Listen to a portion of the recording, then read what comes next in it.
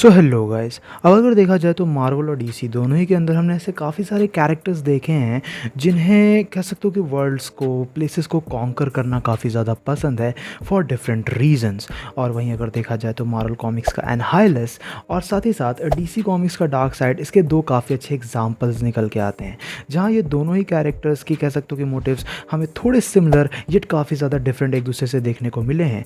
But ये दोनों ही काफ़ी बड़े टायरेंट्स निकल के आते हैं और काफ़ी ज़्यादा स्पेसिफिकली पावरफुल भी हैं। तो वेल, आज की इस वीडियो में हम लोग इन्हीं दो कैरेक्टर्स को आपस में कंपेयर करने वाले हैं। सुपर विलन्स बैटलैंड के आज के इस एपिसोड में मैं कंपेयर करूंगा मार्वल कॉमिक्स के एनहाइलस को डीसी कॉमिक्स के डार्क साइड के अगेंस्ट, और जानेंगे कि अगर इन दो ओवर पावर्ड बींग्स में फाइट होती है तो किसके जीतने के चांसेस ज़्यादा हैं। सो ये वीडियो सच में काफ़ी ज़्यादा इंटरेस्टिंग होने वाली है। Without wasting any more time, चलिए शुरू कर लेते हैं आज के इस अमेजिंग वीडियो को। शुरुआत करते हैं एनहाइलस के साथ। अब जिन लोगों को मार्वल कॉमिक्स के विलन एनहाइलस के बारे में नहीं पता है उन्हें मैं बता दूं कि एक इंटर डायमेंशनल कॉन्करर निकल के आता है जो एक हद तक नेगेटिव जोन, जो एक पॉकेट डायमेंशन है, उसे रूल करता है। And he plans to take over everything he comes across, जहां इसी वजह से हमें ये एक एक्सट्रीमली पावर हंग्री विलन देखने को मिला है जो बहुत ही ज़्यादा डेंजरस निकल के आता है। पावर्स एंड एबिलिटीज़ की अगर बात की जाए तो एनहाइलस की फिजियोलॉजी हमें काफ़ी इन्हांस देखने को मिली है क्योंकि वो कॉस्मिक रॉड से एक्सपोज हुआ और इसी वजह से वो हमें एक यूनिवर्सल थ्रेड बनते हुए नजर आया है मार्वल यूनिवर्स के अंदर, जहां वो खुद को रेजरेक्ट कर सकता है। बेसिकली अगर एनहाइलस कभी भी मरता है तो उसके कुछ टाइम बाद आगे चल के वो हमें रीबर्थ होते हुए नजर आता है, जिसके साथ साथ वो super human level strength, speed, durability और स्टैमिना भी पजेस करता है। इसके साथ साथ एनहाइलस दूसरों में फियर भी इंजेक्ट कर सकता है। अगर कोई कैरेक्टर उससे पावर लेवल में कमज़ोर है तो एनहाइलस उसे डोमिनेट कर सकता है फियर इंसर्ट की मदद से, जहां वो दूसरों के ऊपर कंट्रोल हासिल करता है। इसके साथ साथ वो हमें काफ़ी skilled hand to hand combatant भी देखने को मिला है और उसका इंटेलेक्ट भी शानदार है। लेकिन इन सब के साथ साथ बेसिकली वो कॉस्मिक रॉड को भी कैरी करता है जो एक काफ़ी पावरफुल वेपन है जिसके मदद से उसे कॉस्मिक मैनिपुलेशन की एबिलिटी मिल जाती है, जहां वो एनर्जी को एब्सॉर्ब कर सकता है, मैनिपुलेट कर सकता है। और इसी के साथ साथ वो कह सकते हो कि एक बहुत ही ज़्यादा पावरफुल यूनिवर्सल थ्रेड बनते हुए हमें नज़र आता है। इसके साथ साथ इसकी इंटायर आर्मी को अपन कैसे भूल सकते हैं, जहाँ मे बी एनहाइलस की जो आर्मी है वो मार्वल यूनिवर्स की सबसे डेंजरस आर्मी निकल के आती है। अगर देखा जाए तो एनहाइलस हमें फिजिकली द थिंग से ज़्यादा स्ट्रॉन्ग देखने को मिला है, जो चीज़ सच में काफ़ी ज़्यादा अमेजिंग है। इसके साथ साथ कोएजार, जिसे तुम काइंड ऑफ ग्रीन लैंटर्न से कंपेयर कर सकते हो डीसी कॉमिक्स के, उसके साथ एनहाइलस फाइट कर चुका है और उसे जान से मार चुका है। कई सारे ओकेजन्स पे एनहाइलस की फाइट थैनोस के साथ हो चुकी है। कस थैनोस एनहाइलस का एक काफ़ी बड़ा राइवल निकल के आता है। इसके साथ साथ एनहाइलस जेन फॉस्टर के साथ भी स्टैंड स्टिल पे फाइट कर चुका है।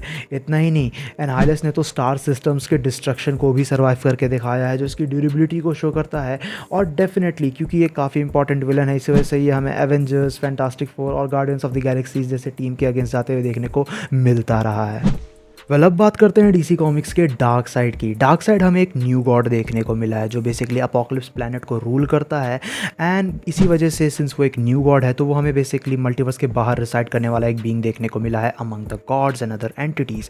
अब सिंस डार्क साइड कह सकते हो कि गॉड ऑफ स्पेयर में एग्जिस्ट करने वाला एक मल्टीवर्सल एंटिटी है, इसी वजह से वो कह सकते हो कि खुद के अवतार्स क्रिएट करता है और मल्टीवर्स के अंदर भेजता है ताकि वो कह सकते हो कि प्लैनेट्स को और जगहों को कॉन्कर कर सके। अब बेसिकली डार्क साइड हमें गॉड ऑफ ईविल देखने को मिला है जो मर्सीलेस है और उसने अभी तक काउंटलेस वर्ल्ड्स को कॉन्कर करके दिखाया है in search of his ultimate treasure that is known as anti life equation. Powers and abilities की अगर बात की जाए तो ऑब्वियसली क्योंकि एक न्यू गॉड है तो इसके पास न्यू गॉड रिलेटेड फिजियोलॉजी निकल के आती है जो इसे एक्सट्रीमली स्ट्रॉन्ग बना देती है। इसकी स्ट्रेंथ, स्पीड, ड्यूरेबिलिटी, स्टैमिना वगैरह शानदार है। जिसके साथ साथ डार्क साइड सिंस एक न्यू गॉड है इस वजह से वो हमें इमॉर्टल देखने को मिला है और वो नियरली इनवनरेबल है, यानी कि उसे डिस्ट्रॉय नहीं किया जा सकता।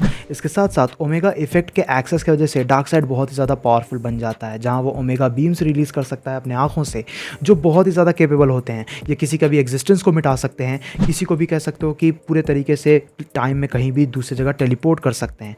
बेसिकली डार्क साइड जो चाहे वो अपने ओमेगा बीम के साथ कर सकता है। उसके पास हेवी लेवल की कॉस्मिक अवेयरनेस है, वो डार्कनेस को मैनिपुलेट कर सकता है काफ़ी हेवी लेवल पे। इसके साथ साथ वो एक टेलीपैथ और टेलीकाइनेटिक परफॉर्म करने वाला, एबिलिटीज़ परफॉर्म करने वाला बीइंग भी निकल के आता है। उसका जीनियस नेक्स्ट लेवल इंटेलेक्ट और उसके पावर एब्जॉर्प्शन से हर कोई कतराता है। अब अगर देखा जाए तो डार्कसाइड फिजिकली काफ़ी स्ट्रॉन्ग है, उसने रियलिटी को बेसिकली ओपन करके रखा है बेयर हैंडेडली अपनी फिजिकल स्ट्रेंथ की मदद से। वो बेसिकली एंटी मॉनिटर जैसे पावरफुल कॉस्मिक बीइंग के अगेंस्ट टो टू टो जा चुका है। वो स्पेक्टर के सबसे पावरफुल वर्जन के साथ स्टैंड स्टिल पे फाइट कर चुका है। इतना ही नहीं, क्योंकि वो बेसिकली न्यू गॉड्स में से एक है, वो गॉडस्फीयर में एग्जिस्ट करता है, इसी वजह से डार्कसाइड उन बींग्स में से एक है जो मल्टीवर्स से भी ज़्यादा बड़े निकल के आते हैं। इसके साथ साथ उसने द क्विंटिशंस को ईजिली एक ही शॉट में किल करके दिखाया है, मार के दिखाया है। यहाँ पे अपन Phantom Stranger, Zeus, high father जैसे कैरेक्टर्स की बात कर रहे हैं जो सभी मल्टीवर्सल बींग्स निकल के आते हैं। इतना ही नहीं, बेसिकली ओवरऑल डार्कसाइड हमें द ग्रेट डार्कनेस का लेफ्ट हैंड देखने को मिला है, जो बेसिकली उसे एक बहुत ही ज़्यादा ओवरपावर्ड कैरेक्टर दिखाता है। वेल गाइस, यहाँ पे हम लोगों ने बात कर ली है एनहाइलस की और डार्कसाइड की। तो अब ये जान लेते हैं कि अगर ये दो कैरेक्टर्स, ये दो विलन्स आमने सामने आते हैं तो किसके जीतने के चांसेस ज़्यादा हैं। वेल मुझे नहीं लगता इसमें मुझे ज़्यादा टाइम लेने की ज़रूरत है। तुम में से मैक्सिमम लोग समझ ही गए होंगे कि इन दोनों कैरेक्टर्स के पावर लेवल के बीच में बहुत ही ज़्यादा वास्ट लेवल का हमें डिफरेंस देखने को मिला है। यस, क्योंकि डार्कसाइड सिंपली कहीं ज़्यादा पावरफुल है। जहाँ एनहाइलस हमें एक यूनिवर्सल थ्रेट देखने को मिला है कॉस्मिक रॉड के पावर्स की मदद से, वहीं ओवरऑल डार्कसाइड बेसिकली एक मल्टीवर्सल बीइंग है जो खुद मल्टीवर्स के बाहर रिसाइड करता है। तो उसी बेसिस से अगर देखा जाए तो डार्कसाइड की मैक्सिमम जो एबिलिटीज़ हैं वो एनहाइलस के ऊपर भारी पड़ते हुए हमें यहाँ पे नज़र आएंगी। इतना ही नहीं, डार्कसाइड की जो एबिलिटीज़ है वो एनहाइलस से कहीं ज़्यादा डेंजरस है। एनहाइलस डेफिनेटली दूसरों में फियर इंडिपेंड कर सकता है, उन्हें इंसर्ट कर सकता है, लेकिन डार्कसाइड के ऊपर वो असर नहीं करेगा। because हमने कॉमिक्स में देखा है कि एनहाइलस थैनोस जैसे बीइंग्स के ऊपर फियर इंसर्ट नहीं कर पाया है। डेफिनेटली उसकी इन्हांस फिजियोलॉजी, उसके skill, hand to hand combatant skills उसे मदद करेंगे, लेकिन डार्कसाइड को अपने हाथ को यूज़ करने की भी ज़रूरत नहीं पड़ेगी। उसके ओमेगा बीम की मदद से ही वो बेसिकली एनहाइलस को रियलिटी से इरेज कर सकता है, और अगर एनहाइलस वापस आ भी जाएगा रिजरेक्ट होके तो भी वो डार्कसाइड का कुछ ज़्यादा बिगाड़ नहीं पाएगा। डार्कसाइड डार्कनेस को मैनिपुलेट कर सकता है, वो बहुत ही ज़्यादा हेवी लेवल पे पावर को एब्जॉर्ब कर सकता है, वो एनहाइलस के चिथड़े अलग कर सकता है। वेल, एक सिनेरियो ये निकल के आता है कि अगर हम डार्कसाइड को ना लें और डार्कसाइड के किसी अवतार को लेकर कंपेयर करें तो वहाँ पे शायद फाइट थोड़ी सी फेयर बनते हुए नजर आए, और वहाँ पे मे बी एनहाइलस कॉस्मिक रॉड की मदद से डार्कसाइड के अवतार को कह सकते हो कि काफ़ी बुरी तरीके से पीटते हुए भी हमें नज़र आ सकता है। बट चीज़ों को इतना ज़्यादा सिंपली भी अगर रखे जाए तो फिर भी यहाँ पे अपन एनहाइलस और डार्कसाइड को ओवरऑल अगर कंपेयर करें तो डार्कसाइड ही सुपीरियर निकल के आएगा। लेकिन एक सिनेरियो ऐसा निकल के आता है जहाँ पे एनहाइलस में भी डार्कसाइड को उसके फुल पावर में भी शायद पीछे छोड़ दे, और वो निकल के आता है एनहाइलस की आर्मी। जैसा कि हम लोग जानते हैं कि मार्वल यूनिवर्स के अंदर जो एनहाइलस की हमें आर्मी देखने को मिली है वो सबसे बिगेस्ट और सबसे खतरनाक आर्मीज़ में से एक है। वो इतने ज़्यादा कैपेबल हैं कि वो गैलेक्टस और सेलेस्टियल जैसे बीइंग्स को भी कह सकते हो कि ओवरपावर्ड कर चुके हैं नंबर के मामले में, और उनका नंबर बहुत ही ज़्यादा खतरनाक होता है।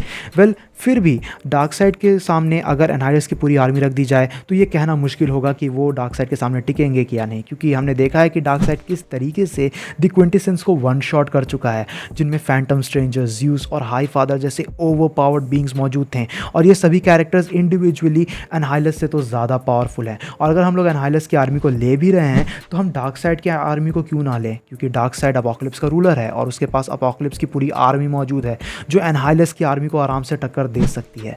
वेल, उस बेसिस से अगर देखा जाए तो मैक्सिमम सिनेरियोज में हर जगह पे डार्कसाइड ही आगे निकल के आएगा।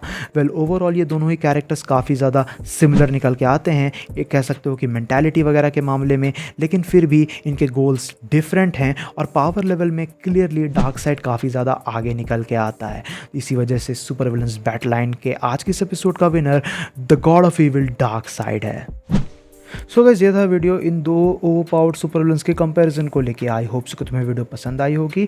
अब अगर तुम्हें लगता है कि इसका कोई काउंटर आर्ग्यूमेंट एग्जिस्ट करता है तो डेफिनेटली तुम नीचे कमेंट सेक्शन में शेयर कर सकते हो। I would love to know about that. Video अगर तुम्हें पसंद आए तो वीडियो को अपना थम्स अप देना, दोस्तों के साथ शेयर करना। चैनल पे इनकेस अगर कहीं से भी नए आए हो तो चैनल को जरूर से सब्सक्राइब भी कर लेना। तो मुझे इंस्टाग्राम पर भी चेकआउट कर सकते हो, लिंक तुम्हें नीचे डिस्क्रिप्शन में मिल जाएगा। मैं मिलता हूँ तुमसे ऐसे किसी नेक्स्ट वीडियो में। Till then bye, stay tune, stay awesome.